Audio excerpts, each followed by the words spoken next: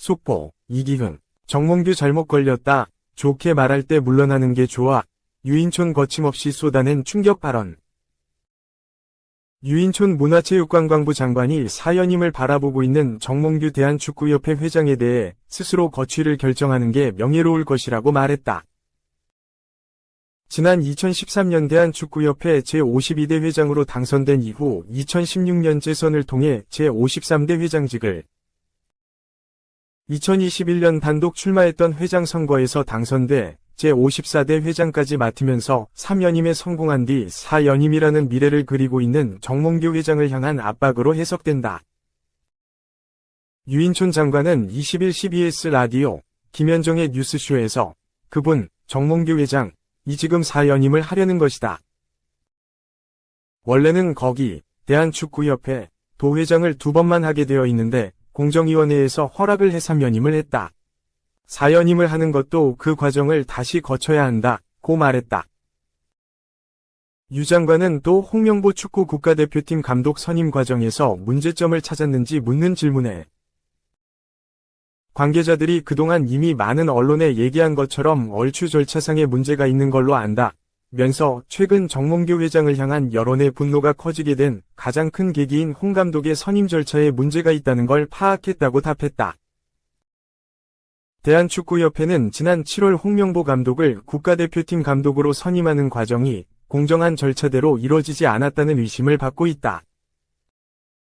당시 국가대표팀 감독 선임 결정권을 위임받은 이임생 기술이사가 기존 유력한 후보로 여겨졌던 다비드 바그너 전 노리치 시티 감독과 거스포의 전 그리스 대표팀 감독과의 대면 면접 이후 갑작스럽게 홍명보 감독에게 국가대표팀 감독직 자리를 부탁했다는 사실이 알려지면서다. 게다가 이임생 기술이사가 홍명보 감독 선임 관련 브리핑에서 홍 감독을 국가대표팀 사령탑에 앉힌 이유를 명확하게 설명하지 못하고 오히려 의문만 키우면서 여론은 더욱 악화됐다. 지난 5일 서울 월드컵 경기장에서 열린 홍 감독의 2번째 국가대표팀 감독 데뷔전에서는 팬들이 정몽규 회장과 홍 감독의 퇴진 요구를 외치는 초유의 사태가 벌어지기도 했다. 논란이 커지자 문체부는 대한체육회와 배드민턴협회에 이어 대한축구협회까지 감사하기로 결정했다. 현재 감사가 진행 중인 가운데 오는 24일 국회에서 열리는 문체위 현안 질의에 정몽규 회장과 홍명보 감독이 증인으로 참석할 예정이다. 다만 이 과정에서도 대한축구협회가 협조적으로 나오지 않자 전직 사격 국가대표이자 올림픽 금메달리스트 출신인 진종호 국민의힘 의원은 19일 자신의 사회관계망 서비스를 통해 대한축구협회를 저격하기도 했다. 진 의원은 대한축구협회는 창립기념일을 핑계로 금요일까지 휴가를 즐기며 24일 국회 문화체육관광위원회 현안 질의 자료 요청에 불응하고 있다. 정몽규 협회장과 홍명보 감독 등 주요 관계자들이 국회에 증인으로 출석할 예정임에도 불구하고 침묵으로 일관하며 무책임한 태도를 보이는 게 과연 정상인가? 라고 지적했다. 진 의원은 이어 국민을 기만하는 자들은 반드시 그 대가를 치르게 될 것이라며 대한축구협회에 경고를 날렸다. 유인촌 장관도 대한축구협회의 비협조적 태도와 관련한 질문에 입을 열었다. 유 장관은 처음 축구협회 감사를 시작할 때 서류도 잘 주지 않고 그런 이야기가 들려서 그렇게 해서 되는 일이 아니라고 이야기를 했다. 기본적으로 이번 사안은 국민들의 관심과 질타가 너무 크다 면서 이번에도 대표팀 감독 선임 과정 문제가 있었고 그 전에 비리 축구인들 긴급 사면한 문제도 있고 그동안 협회가 했던 여러 문제점들에 대해 이번에 감사를 하고 있다고 설명했다. 유 장관은 대한축구협회 감사가 잘 진행되고 있고 감사가 끝나면 중간 발표 없이 9월 말 최종 결과를 발표할 예정이라고 덧붙였다. 계속해서 유 장관은 저희 문체부 입장에서는 문제가 있다면 그 문제를 분명히 지적해야 한다. 협회에서 그걸 받아들이고 감독을 새로 선임을 하든 아니면 다시 절차를 밟아서 홍명보 감독을 그대로 유지를 하든 그거는 본인들이 결정해야 할 일이라고 이야기했다.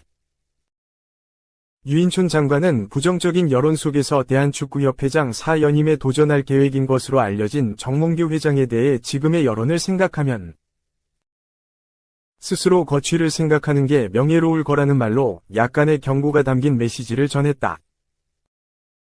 유 장관은 개인적으로 요즘 국민들의 여론이나 이야기를 들어보면 오히려 스스로 거취를 결정하는 게 명예롭지 않나 생각이 든다며 정몽규 회장이 현재 대한축구협회를 향한 국민들의 여론이 좋지 않다는 점을 고려해 향후 자신의 거취를 고민해야 한다고 했다. 끝으로 유 장관은 체육이 우리 국민들에게 미치는 영향이 큰 만큼 체육이 올바른 길로 가야 하고 또 올바르게 갈 수 있도록 국민들께서도 잘 지켜봐 주시면 좋겠다며 말을 마쳤다.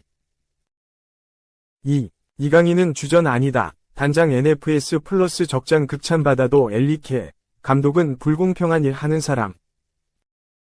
이강인 23 파리 생제르맹은 경기에 나서기만 하면 칭찬이 줄을 잇는다.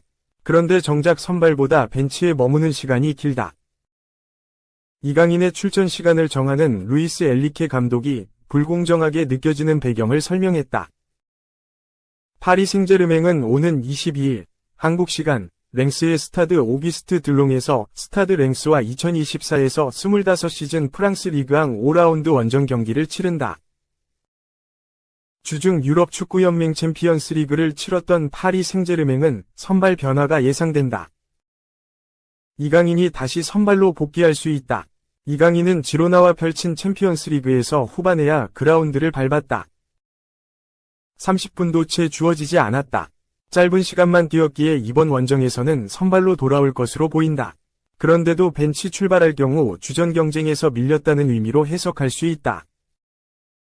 위문이 따른다. 이강인은 그 누구보다 흐름이 괜찮다. 개막 후 2경기에서 득점포를 가동하며 좋은 컨디션을 자랑했다. 이를 통해 파리 생제르맹 구단이 선정한 8월위 골과 팬 선정 8월위 선수를 독차지했다. A매치를 다녀와 치른 브레스트전에서도 존재감을 뽐냈다.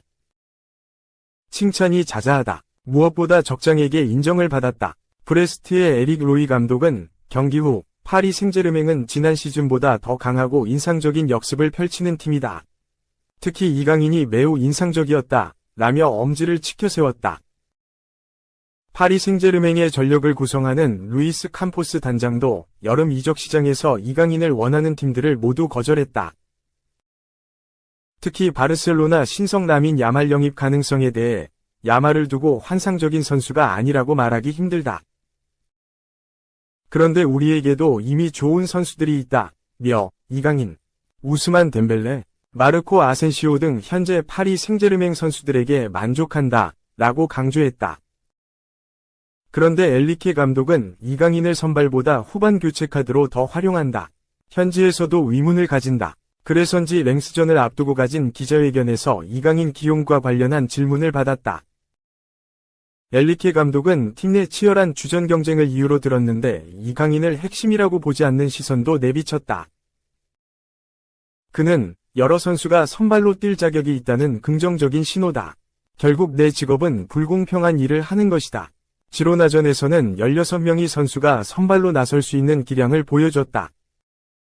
하지만 규정상 11명만 뛸 수 있다.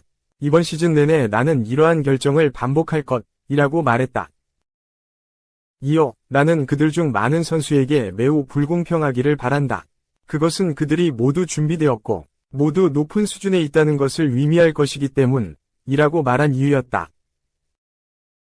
엘리케 감독이 말했던 불공평함은 선수들에게 동기부여를 주고 끊임없는 경쟁을 통해 팀 전력을 강화하겠다는 전략적 접근이었던 셈이다.